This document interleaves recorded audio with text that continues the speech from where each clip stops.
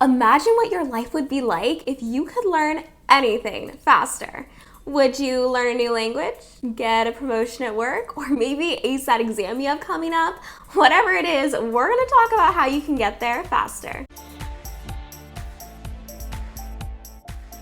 I'm Christina Kelly, helping you create your best days. Now, if you're watching this video right now, I know that you're busy, so we'll just get right to it. Mistake number 3 that people tend to make when they're learning is that they don't take breaks. So back when I was in college, I remember I would tell my friends, I'm gonna go to the library and I'm gonna study for 6 hours straight.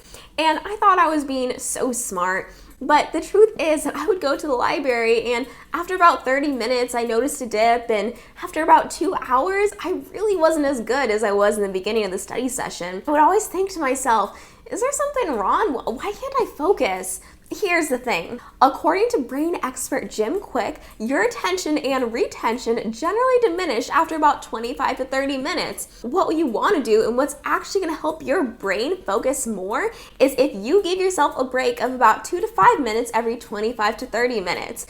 During this time, what you want to do is just rest, relax, and really let your brain kind of chill out a little bit. Think about it in terms of working out if that helps you better. Most fitness professionals will tell you that what they like to do is include rest days in their fitness regime. Why? Because it actually helps them stay in better shape. It allows their muscles a chance to relax a little bit, to recover, so that way when they go to the gym the next day, they are ready to absolutely crush it. And it's the same thing with your brain. So when you're studying or learning something new, what you want to make sure to do is give yourself a break of 2 to 5 minutes every 25 to 30 minutes. During this time, you can go on a walk, you can listen to a podcast, you can watch a YouTube video, drink some water, close your eyes. Whatever it is, just let your brain recover from all the learning that it did of that certain topic, so that way when you jump back into it, your brain is ready. The second mistake that people tend to make when they learn is that they take ineffective notes. I used to be that girl who would show up to class with a million different colored pens. And don't get me wrong, I'm pretty proud of how pretty my notes turned out after the end of the class. But here's the thing, it took me forever to write every topic and subtopic and all my different colors, and although I think it kind of helped me, it took me forever, and there's a way more effective way to do this that I am super excited to share with you today. And honestly, I wish someone would have told me about this back when I was in college. What you want to do is you want to draw a line down the center of the page. On the left side of the page, write down what you learned. So the simple fact, and then on the right side of the page, you are going to write down why it's important. You learn information, but you don't correlate it with something that's of importance to you, your brain is probably going to forget it. It's going to say, yeah, that's just whatever. We don't need to remember that.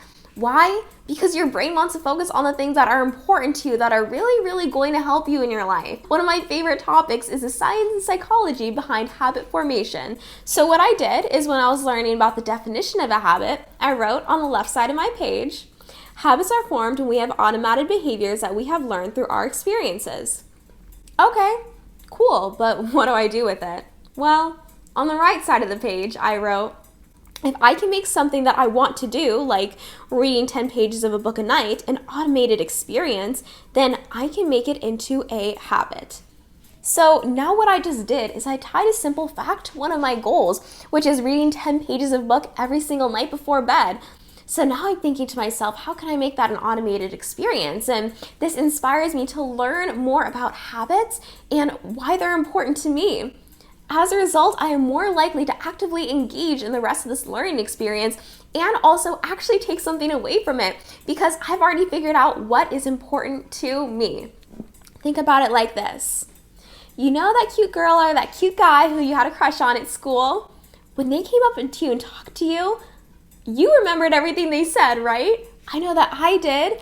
Why? Because it was important to me, because that person was important to me.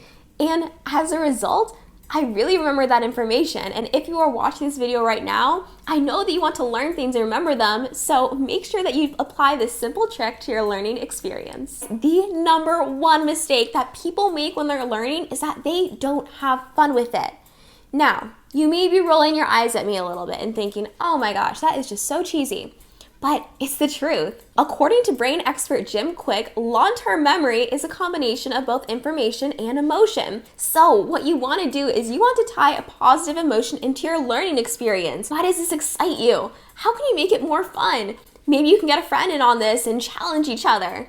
Quiz each other, and whoever gets the most terms right buys the other ice cream. Whatever may work for you.